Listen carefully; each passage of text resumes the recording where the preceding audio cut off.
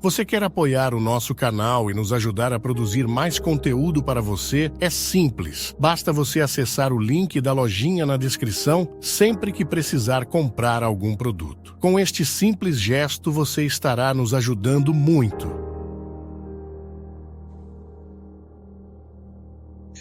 A gente na vida, a gente sempre vai ficar nesse ponto. E também isso é questão de maturidade, a gente ser capaz de assumir um papel ou ser capaz de tomar uma decisão que nos favoreça e ao mesmo tempo a gente contrariar alguém. Isso é um problema muito sério e que nem é seu não, viu? Não estou te eximindo das suas responsabilidades, mas é um problema muitas vezes dos pais que não são capazes de tomar um distanciamento. O filho não é um lugar que você tem para realizar os sonhos que você tinha para você. Quantas vezes nós encontramos pessoas infelizes porque elas não estavam verdadeiramente fortalecidas para tomarem as suas decisões e acabaram fazendo o que os pais queriam. Às vezes você encontra uma pessoa que ficou 50, 60 anos em torno das necessidades do pai e da mãe e não conseguiu assumir a autoria da própria vida. E a gente sabe que amor de pai e amor de mãe, ele é muito saudável, mas tem que ter a medida certa, né? Chega um momento da vida em que o filho tem que estar bem fortalecido para tomar as suas decisões e fazer as suas escolhas, e aos pais compete, no momento certo, ajudar a encaminhar para que aquela decisão seja madura, mas não decidir pela criança ou decidir pelo jovem, né? A gente sabe que é uma preocupação. Eu vejo em muitas famílias o desejo que o pai tem que o filho entre no curso certo, e às vezes, porque esses meninos começam a estudar muito cedo, então com 15, 16 anos eles já estão precisando decidir qual será o futuro profissional. Já está na hora de entrar na faculdade aos 17, 18 anos, e realmente nem sempre o jovem com 16, 17 anos tem condições já de escolher a profissão e estar tranquilo com a decisão que tomou. Mas o que a gente precisa fazer é facilitar para que essa escolha seja um pouco mais amadurecida, né? Para isso os colégios ajudam a fazer um desenvolvimento vocacional, para que aquele menino tenha... Isso é engraçado, né? Desde pequeno a gente já tem aquela identificação. Há os que se identificam com as ciências exatas, há os que se identificam com as ciências biológicas, há os que se identificam com as ciências humanas. Desde pequeno, não é diretora? Você que está aqui, tem uma diretora conosco aqui hoje, que trabalha com o processo educacional o tempo todo, sabe muito bem disso.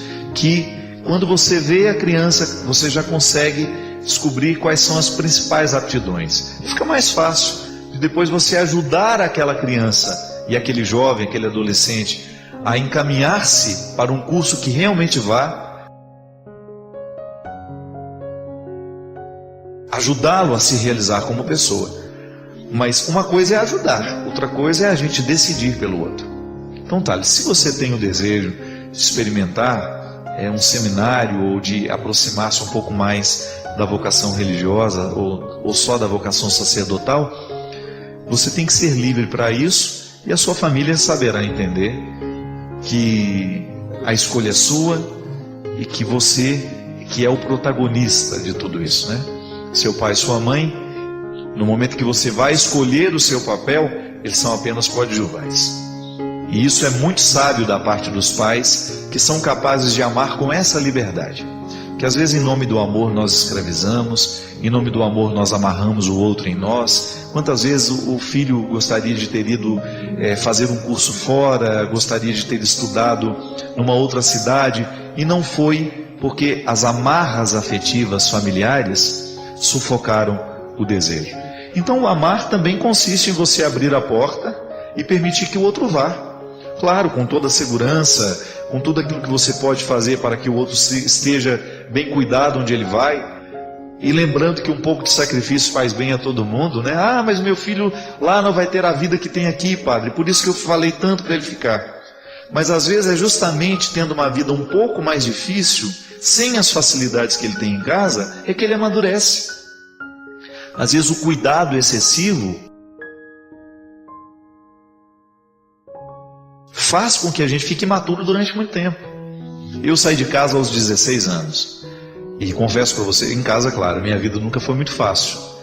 Minha vida nunca foi fácil, então eu não tenho, eu não posso dizer assim que em algum momento da minha história eu fiquei na moleza, não. Em casa as coisas já eram difíceis, no seminário a vida também não é fácil, tem que se levanta muito cedo, tem muita atividade o dia inteiro, trabalha-se muito. Isso é muito saudável para a gente. Acho que o processo da maturidade passa pelo sacrifício, pelas renúncias que nós vamos fazendo na vida. A pessoa quer ser médica, mas ela precisa passar pelos 8 anos da medicina, e só quem passa sabe. Você que me assiste agora, né? Acabou de chegar da faculdade, às vezes passou um dia inteiro trabalhando, não teve tempo para quase nada, mas está aí, com seu dever cumprido, e vai dormir com essa satisfação de que o esforço de hoje está valendo a pena, porque o hoje é o lugar da construção do futuro. Então, se hoje eu sou capaz de me sacrificar pelas coisas certas, certamente as alegrias do futuro serão mais duradouras. Outro dia escutei uma história de que uma moça pulou do 10º andar. Uma experiência de suicídio, né? E aí o porteiro a ouviu gritando socorro no momento que caía. Eu achei muito triste essa história. Porque se ela estivesse tão convencida de que verdadeiramente queria morrer, ela não teria gritado socorro. Mas se houve um grito de socorro naquele intervalo de tempo em que ninguém poderia fazer mais nada, significa que numa fração de segundos, aquela moça reencontrou um vínculo com a vida. E se arrependeu tarde. Já estava no meio da queda. Já não dava mais tempo de segurar na janela, já não dava mais tempo de dar um passo atrás, já não dava mais tempo de ser socorrida por ninguém, não dava tempo para estender uma rede. Descobriu o vínculo no momento da queda, tarde. Mas é interessante pensar nisso. O vínculo que faltava para aquela moça, o motivo que a fez pular da janela, se desvaneceu ali no meio do caminho. E de repente ela percebeu que estava fazendo uma bobagem. Tudo isso, minha gente, numa fração de segundos. Cuidado que a gente precisa ter é a gente nunca colocar os pés na janela para pular. Porque às vezes a gente se antecipa, achando que a nossa vida está ruim demais. Às vezes nós nos antecipamos com o sofrimento. O sofrimento nem chegou e nós já criamos. O motivo nem é concreto, mas nós já estamos sofrendo. Nós ficamos ansiosos demais e às vezes colocamos de maneira precipitada o pé na janela e nos antecipamos para a morte. E às vezes nem é concretamente, minha gente. Essa moça morreu concretamente. Às vezes nós colocamos o pé na janela de outra forma. Na metáfora, né? Nós não colocamos lá concretamente, mas de alguma maneira estamos nos arriscando em perder o sentido da vida. É muito fácil retomar o sentido da vida, mas perder é mais fácil ainda. Sabe por quê? Porque os estímulos que estão do nosso lado geralmente incitam a perda do sentido da vida. É lamentável como as estruturas do mundo estão cada vez mais frias, calculistas, apressadas, desumanas. E no meio desse estardalhaço todo, dessa confusão toda, é um trabalho danado a gente manter firme a vontade de viver. A gente manter firme dentro de nós, vivo dentro de nós, o vínculo com a vida. Alguma coisa precisa me prender nessa vida. Alguma coisa precisa me fazer levantar todos os dias de manhã e enfrentar o que eu tiver que enfrentar. Às vezes é um filho que a gente tem, às vezes é um amigo que a gente tem, às vezes é uma responsabilidade afetiva que a gente tem, às vezes é um trabalho, às vezes é um projeto de sonho, de mestrado, de doutorado, de faculdade. Alguma coisa nós precisamos ter para reacender todos os dias os nossos sonhos. Mas antes de tudo isso, há uma necessidade essencial: ter Deus presente na nossa vida. Ter um Deus que nos motiva a querer ser melhor. Ter um Deus que nos incentiva a querer a vida. Uma florzinha na janela que a gente não perde de vista, que Deus nos oferece todos os dias. Às vezes nós somos muito ingratos. Nós dizemos que está tudo muito ruim, mas dizemos de maneira apressada, nos antecipamos para dizer: há tanta coisa boa acontecendo hoje, há tanta coisa bonita florescendo do nosso lado, mas muitas vezes por causa do nosso pessimismo, por causa da nossa maneira estranha de nos apressar com a morte, a gente reclama de maneira ingrata, de maneira injusta. Vamos abrir as portas da nossa casa para que coisas boas possam entrar. Abra as portas da sua mente, purifica a sua mente, para de prestar atenção nos problemas, comece a construir soluções. Ame um pouco mais, odeie menos, reclame menos, ajude mais, busque mais soluções, ao invés de encontrar tantos problemas. A gente sabe que a dinâmica de virar a página e começar um novo calendário nos ajuda a reinaugurar dentro de nós as esperanças, os desejos, as vontades, não é verdade?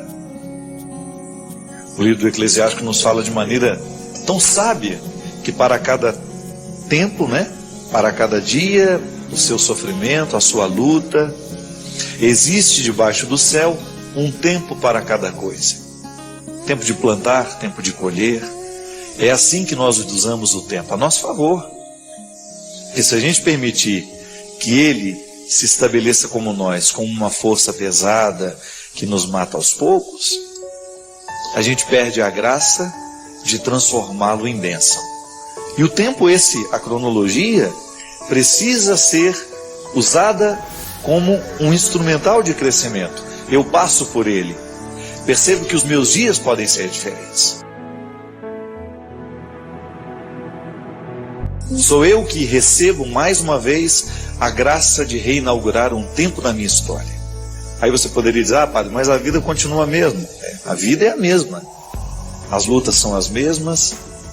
Mas a metáfora do ano novo nos empresta um novo sentido, um novo vigor, para que a gente possa abrir as portas da nossa casa, as janelas do nosso coração, e a gente ter a disposição de começar um novo tempo. Quem disse que você está condenado a morrer do jeito que está hoje? Não, eu não quero pensar assim. Porque aquilo que a gente pensa tem um poder muito grande sobre nós. Os nossos afetos são gestados a partir dos nossos pensamentos. É uma dinâmica o tempo todo. O coração é uma metáfora, os nossos sentimentos são todos produzidos no cérebro, Mas a gente faz essa ligação interessante, cabeça e coração. Aquilo que eu penso, movendo as minhas ações e me possibilitando transformar aquilo que eu sonhei em realidade. Eu não posso gastar os meus dias, o meu tempo, estando num lugar que não tem nada a ver comigo. Porque essa é a sua lida com o tempo. Esse tempo não vai voltar. O tempo que você está sendo infeliz num determinado lugar, num relacionamento, numa situação, este tempo não volta. Este tempo não volta. Tome a decisão que seja favorável a você e, consequentemente, você favorece as pessoas que estão ao seu redor, porque gente feliz não incomoda outras. Pode observar. As pessoas mais difíceis, aquelas pessoas que estão sempre aborrecidas, sempre chateadas com a própria vida, elas têm dificuldade de ver a alegria e a felicidade das outras. São pessoas pesadas, difíceis. Por quê? Elas não estão felizes na lida com o tempo. A sabedoria na lida com o tempo é fundamental para que nós tenhamos a satisfação.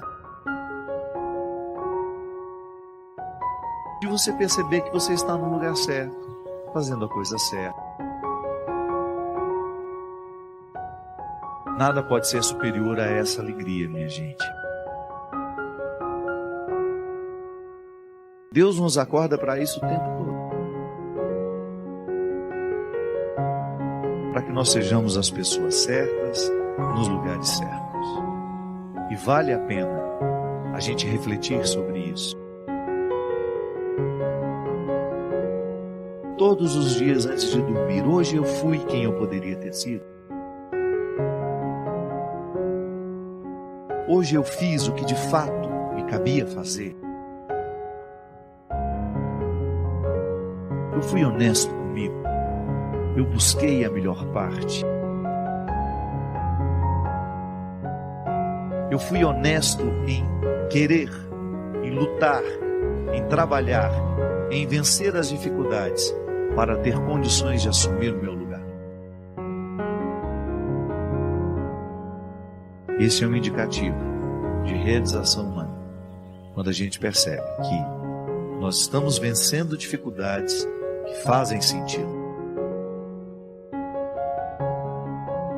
São sofrimentos que fazem sentido, porque eles estão contribuindo para o nosso crescimento. Não é inteligente continuar vivendo, provocando o que me adoece. Porque mais cedo ou mais tarde, os remédios perderão a capacidade de fazer comigo o que as minhas atitudes deveriam fazer. E é claro que depois, o remédio, auxiliado por uma atitude que modifica a vida, ele faz maravilhas em nós. Porque ele não está trabalhando sozinho. E você não está julgando sobre aquele remédio a responsabilidade de lhe curar. Por que eu digo tudo isso, minha gente? Porque nós estamos todos muito adoecidos, fisicamente, psíquica e emocionalmente. Doenças físicas, doenças emocionais, doenças psíquicas, doenças espirituais que também estão ligadas à nossa lida com o tempo. Que a nossa lida com o tempo, em algum lugar aí, nós estamos negligenciando. Ou porque não temos tempo de cuidar de nós, ou porque estamos nos impondo um trabalho para o qual não fomos feitos, uma vida para a qual nós não fomos feitos.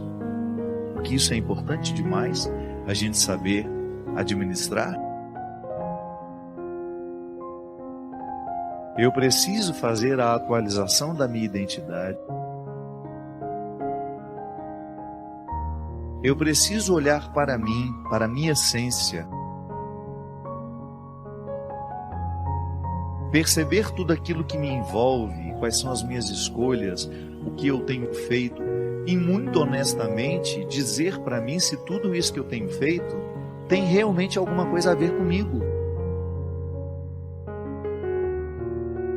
Não existe régua para saber o quanto a gente já é cristão. Mas há alguns indicativos interessantes para a gente prestar atenção. Um deles é a qualidade das nossas amizades. Nós temos bons amigos, construímos bons amigos. Quanto mais a gente cresce em Deus, maior é o nosso crivo para os relacionamentos. Não é que a gente vai desprezar as pessoas, não é que a gente vai ficar arrogante, orgulhoso, não, pelo contrário. A experiência com Jesus, ela vai nos simplificando. E porque a gente vai ficando mais simples, a gente fica também sem rodeios para dizer o que queremos ou não. Há pessoas que às vezes você tem aquele melindre de nunca poder dizer a verdade. Você sabe que aquele relacionamento de amizade, de proximidade, já não está lhe fazendo bem. Porque aquela pessoa só lhe procura para fazer fofoca. Ela sempre lhe induz a ficar extraindo de você o que você tem de pior. Eu sempre gosto de dar esse exemplo.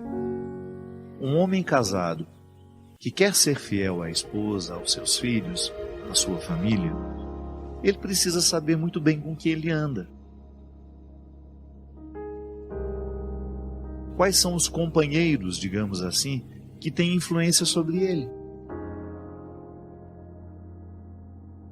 Porque se ele quiser ser fiel, é claro que ele não vai poder baixar a guarda para que pessoas que não estão nem um pouco interessadas na fidelidade dele à família estejam por perto e influenciando. Então, às vezes, nós, nos nossos relacionamentos, nem sempre a gente tem o discernimento de perceber quem é que deveria ser mais próximo de nós neste momento da nossa vida. Da mesma forma que quando nós estamos doentes, nós precisamos de regularmente encontrar os médicos, a amizade é a mesma coisa. Quando nós estamos fragilizados, nós temos muita necessidade de termos pessoas de confiança ao nosso lado. E a confiança é fruto do tempo, né, minha gente? Não adianta a gente querer confiar da noite para o dia. É por isso que a gente precisa ter muito cuidado com os novos que chegaram. Não é que a gente vai fechar as portas para novas amizades. Não é isso. Mas é você ficar atento se estes que acabaram de chegar já são dignos de você confiar a sua vida. Padre, qual a importância da intercessão dos santos? Por que não fazer o pedido diretamente para Jesus? Você pode fazer o pedido direto para Jesus, sim, não tem nenhum problema. A intercessão dos santos é apenas mais um jeito de rezar. Todos nós temos o direito de ter uma devoção pessoal. E isso é muito interessante, gente, porque a igreja faz isso para nos aproximar, para nos revelar que é na humanidade que Deus age. Quando você tem ali, por exemplo, você admira, você olha para a vida de Santo Antônio, por exemplo, você olha para a vida de São Francisco de Assis e descobre nestes homens um pouco de você. Comunhão dos Santos é isso. É abrir uma vitrine, né, onde ali estão pessoas como nós que conseguiram fazer da sua experiência de vida uma experiência de santidade. Elevar uma virtude, né? A santidade é isso. É você pegar uma virtude e potencializá-la, muitas vezes, e fazer com que ela cresça tanto dentro de você, que ela cresça tanto,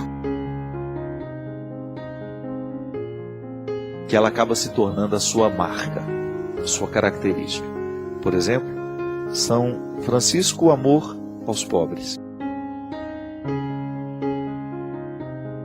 Ele viveu a simplicidade com tanto empenho, ele se aproximou dos miseráveis com tanto amor, com tanta misericórdia, que isso o santificou. Então aí eu olho para São Francisco de Assis, identifico que ele era um homem muito rico, conheço a história dele, sei que ele tinha muitos bens, que ele tinha muitas possibilidades, que ele era um homem muito inteligente, e vejo ele fazer esse processo de aproximar-se da simplicidade e na simplicidade descobrir o sentido para a vida. Então muita gente que tem uma humanidade semelhante à de Francisco de Assis vai acreditar que a santidade para ela também é possível. Porque se ele conseguiu e eu sou parecido com ele, por que eu não posso conseguir também? Então a comunhão dos santos é uma aproximação que nós temos de pessoas que viveram os mesmos desafios que nós. E que, vivendo os desafios que lhes eram próprios, conseguiram alcançar a virtude que os santificou. Ah, mas eu tenho Jesus como meu exemplo. Tudo bem. Jesus é a nossa referência o tempo todo. Tanto é que nós só prestamos atenção em Francisco porque Francisco imitou Jesus. Eu não gosto da palavra imitou. Incorporou, poderemos dizer. Ele vivenciou tanto, ele foi tão cristão, ele foi tão parecido com Jesus, mas por ser humano, por ser limitado, em qual virtude ele pareceu muito com Jesus? Na simplicidade. E aí você tem então a possibilidade de participar deste mesmo mistério. De ser como Francisco, de olhar para Jesus e de radicalizar essa virtude, a simplicidade, na sua vida, para que você também possa encontrar nessa simplicidade o caminho da sua santidade. Francisco descobriu nele uma possibilidade. Dentro dele ali, apesar de morar com tanto luxo, com tanta pompa, uma família de comerciantes em Assis, cheia de bens, cheia de possibilidades, ele podendo estudar, ele podendo viajar pelo mundo, ele descobre um caminho que vai levá-lo aonde? Ao coração de Jesus. E ao conhecer o coração de Jesus, com ele se encanta tanto que quer ser parecido. Aí eu estou aqui, vivendo neste momento da minha vida, olho para Francisco de Assis, me identifico com ele e automaticamente sou levado ao coração de Jesus também por ele. Isso é a comunhão dos santos. Eu não paro em Francisco. Francisco é apenas um irmão que conseguiu um pouco mais do que eu consigo. E da mesma maneira como um irmão motiva o outro, né? Quando eu olho para as pessoas que eu admiro, imagina as pessoas fazem isso até com pessoas da televisão. Não podemos fazer com os santos? Que hipocrisia é essa? Você admira o seu pastor? Você gostaria de ser como seu pastor? Isso é a comunhão dos santos. O difícil, o duro é quando você se nivela por baixo, né? Você pega uma pessoa lá que não inspira absolutamente nada de bom e quer ser como ela. Não. A comunhão dos santos é você descobrir no outro uma virtude evangélica, bem vivida, bem experimentada, a partir de uma humanidade que foi cuidada, os obstáculos devidamente retirados na hora certa, e então você se motiva a ser como ela. E sendo como ela, você está muito próxima do que foi Jesus. É assim que nós vivemos a comunhão dos santos. Quando nós admiramos e trazemos o exemplo dele ou dela para a nossa vida. Não é simples? Não tem complicação nenhuma, não. Então, somos cristãos. Jesus realiza na minha vida. É dele que nasce toda a minha experiência cristã nasce de Jesus, mas ela passa também por aqueles que conseguiram um pouco mais do que eu já consegui na vida. Pois é, retirando um obstáculo por dia, a gente vai avançando neste caminho, que é diferente, mas que somos todos iguais nele. O meu caminho pode ser diferente do seu, mas as nossas metas são as mesmas. Nós queremos avançar. Então eu hoje tenho obstáculos diferentes dos seus, não é nenhum problema. A estrada é a mesma. E é por isso que eu acredito muito que as pessoas de bem, elas sempre se encontram num determinado momento da estrada, mesmo vivendo religiões diferentes. Quem persegue a bondade, quem persegue a verdade, em algum momento dessa estrada, vai encontrar. Estamos todos no mesmo caminho. Desejosos de fazer com que esses obstáculos sejam para nós apenas um instrumental que nos faça avançar. Para isso a gente vive. Para se fortalecer nessa luta e fortalecer aquele que está ao nosso lado.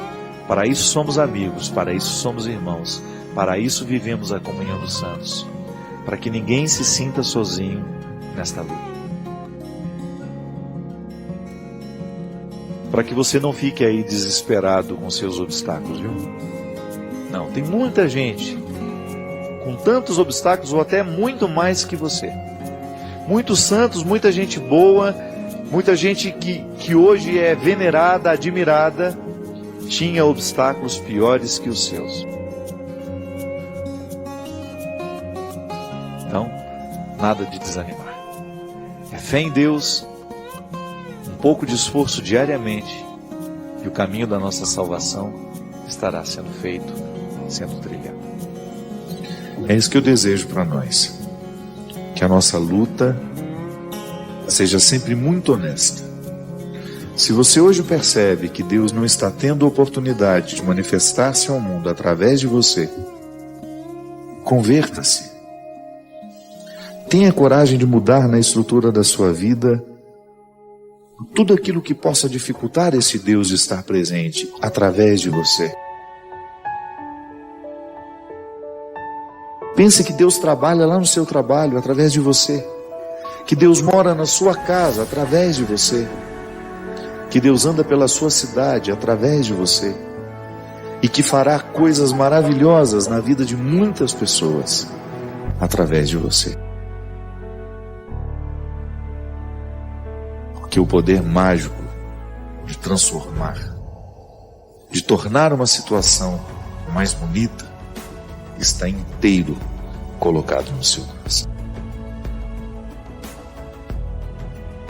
Vamos pedir que Ele abençoe o nosso propósito e nos fortaleça sempre mais. O Senhor esteja convosco. Desça sobre nós, sobre os nossos corações, a bênção e a proteção do céu, do Deus Todo-Poderoso, Pai, Filho e Espírito Santo. Padre Fábio, na oração do credo, antigamente os padres falavam que Cristo desceu ao inferno. Hoje se diz que ele desceu à mansão dos... Gostaria de saber se existe realmente um inferno ou se é uma metáfora.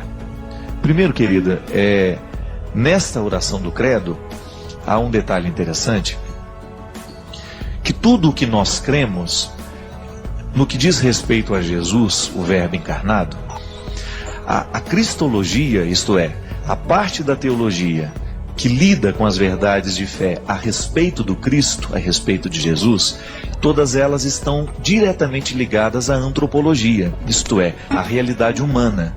Porque dentro da teologia, nós temos a antropologia teológica, né? Que é justamente a área que eu dava aula na faculdade.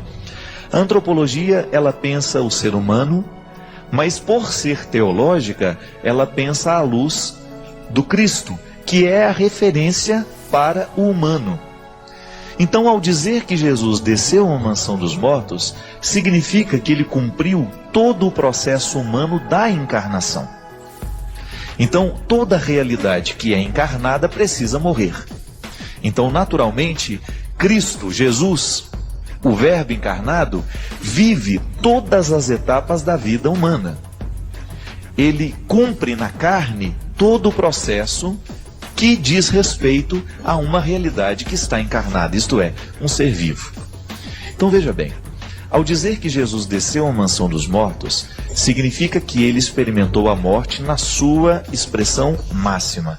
Porque o credo, na verdade, quando ele diz desceu à mansão dos mortos, é como se, dentro deste contexto de explicitação do que nós acreditamos, porque o credo é isso, né?